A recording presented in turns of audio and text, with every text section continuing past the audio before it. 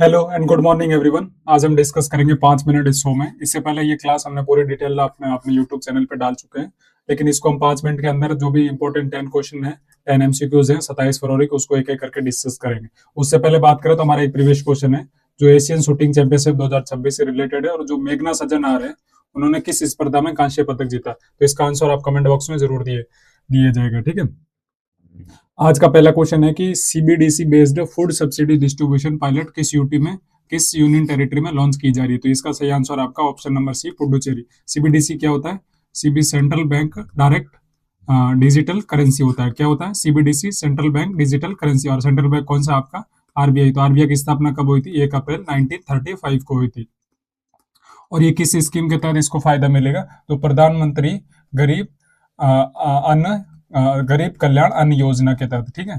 तो ये CBDC food जो सब्सिडी हो किस योजना के तहत? प्रधानमंत्री गरीब अन्न कल्याण योजना के तहत इसको लॉन्च किया जा रहा है। तो आज का दूसरा क्वेश्चन है कि भारत रणभूमि दर्शन एक्सपीडिशन का फ्लैगिंग किसने किया था। इसका सही आंसर है army chief general Upendra Dwivedi. तो ये भारत रणभूमि दर्शन क्या स्कीम है? तो ये लगभग 3400 किलोमीटर की यात्रा है जो कहाँ से शुरू हुई थी? द्वारका दिल्ली, जो द्वारका आपका गुजरात से दिल्ली तक की यात्रा है। इसके तहत क्या होता है कि जो एक 35 दलीय रेजिमेंट होता है, 35 दलीय एक सदस्य थे, आर्मी पर्सन थे उसमें, उन्होंने क्या किया, जो गुजरात से शुरू होकर दिल्ली तक इन्होंने एक यात्रा निकाली जिसमें जो भी इंपॉर्टेंट बीच बीच में जो भी युद्ध क्षेत्र है, बॉर्डर है, जो भी वीरांगनाएं हैं, जो भी एनसीसी कैडेट है, उन सबसे मिलके ये दिल्ली पहुंचे हैं, ठीक है। तो उम्मीद करता हूँ ये क्वेश्चन भी आपको याद रहा होगा।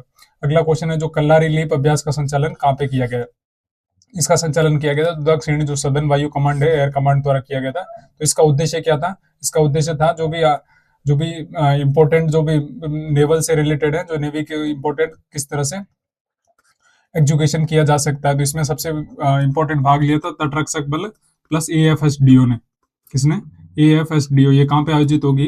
ये लक्षद्वीप और मिनिकॉय में कल्लारी लीप अभ्यास संचालन किया गया था। तो एएफएसडीओ में कौन कौन होते हैं? जो भी important 3 Marcos commando, para SF और जो गरुड़ कमांड होते हैं वो एफएसडीओ में शामिल होते हैं। अगला क्वेश्चन है कि जो एनबीएमएस जो गिनीज वर्ल्ड रिकॉर्ड का अचीवमेंट का अवार्ड क्यों दिया गया था? ठीक है, तो इन्होंने दिया गया था जो AI in health care live stream. तो एआई का किस तरह से हेल्थ केयर में यूटिलाइज हो सकता है, और उसके लिए उन्होंने यूट्यूब पे क्लास ली और उस पर सबसे ज्यादा दर्शक आए, इस कारण उनको गिनीज वर्ल्ड रिकॉर्ड मिला है। ये एनबीएमएस होता है national board education examination of medical sciences, जो डॉक्टरेट के एग्जाम्स कराती है एनबीएम्स, उसके द्वारा एक यूट्यूब पे वीडियो डाला गया था AI in health care live stream के लिए। नेशनल आरोग्य फेयर 2026 की बात करें तो ये इसका उद्घाटन या इनोग्रेट किसके द्वारा किया गया? ये किया गया था प्रेसिडेंट द्रौपदी मुर्मू के द्वारा।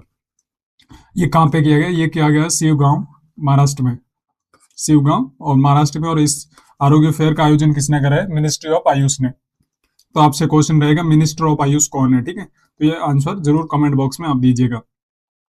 अगला क्वेश्चन है कि जो सीएम श्री स्कूल इन हरियाणा वो किस मॉडल पर लॉन्च होंगे? ये होंगे PM Shri school of model.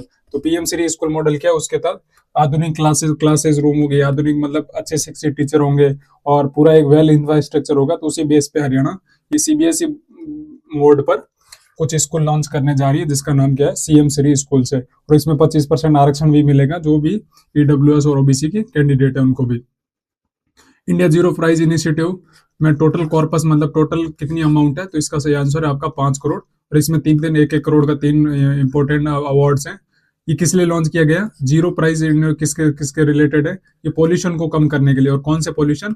जो आपका एयर, वाटर और लैंड पॉल्यूशन को कम करने के लिए 1 करोड़ का इनाम दिया जाएगा। इसके लिए 12 मंथ का एक प्रोजेक्ट होगा जिसमें आप कम करके बताएंगे तो आपको यह इनाम दिया जाएगा। अगला क्वेश्चन है दिल्ली सरकार ने जो राहवीर योजना है उसका मुख्य उद्देश्य क्या है? इसका मुख्य उद्देश्य है जो रिवॉर्ड करेगा जो एक्सीडेंट होते हैं victims with the golden hour. Golden hour का मतलब एक्सीडेंट के बाद का 1 घंटा।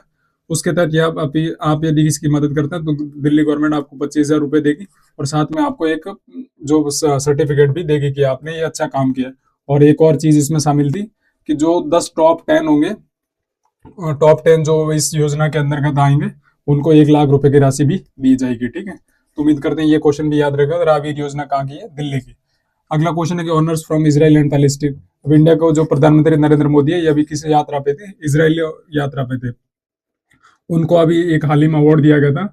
उनका अवार्ड था speaker of the crescent award medal भी दिया गया था। इससे अलावा 2018 में जब फिलिस्तीन की यात्रा पे थे तो भी उनको grand collar of the state of Palestine award भी दिया गया था, तो ये किस लिए दिया गया? तो ये स्ट्रेंथिंग करते हैं India balanced West Asia diplomacy, मतलब जो इंडिया के जो बढ़िया डिप्लोमेसी उसकी वजह से ये दोनों अवार्ड मिले थे। आज का लास्ट क्वेश्चन है कि जो ग्लोबल माइंड हेल्थ रिपोर्ट है 2025, उसमें इंडिया की रैंक कितनी है? तो इसमें इंडिया की रैंक है 60th रैंक आउट ऑफ 84।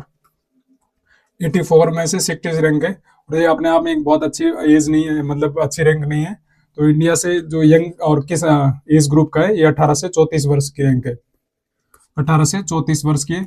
और इससे ऊपर की जो रैंक है वो 49th रैंक है इंडिया की आउट ऑफ 84 कंट्रीज, ठीक है। जो 34 साल से बड़े हैं तो उनमें माइंड हेल्थ ठीक है, लेकिन जो अपना 34 साल से छोटे हैं, 18 से 34, उनकी माइंड हेल्थ बिल्कुल भी सही नहीं है। तो उम्मीद करता हूँ ये क्लास आपको समझ में आएगी। थैंक यू आप सभी का।